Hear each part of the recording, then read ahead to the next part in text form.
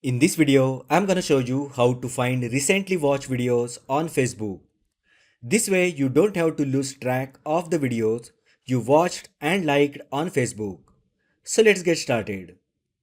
First, open Facebook app on your mobile. Now tap video icon located at the bottom bar. Tap profile like icon located at the top beside search.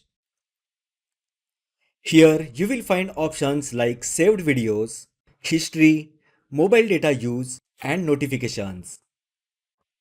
Now to find recently watched videos on Facebook, just tap history option.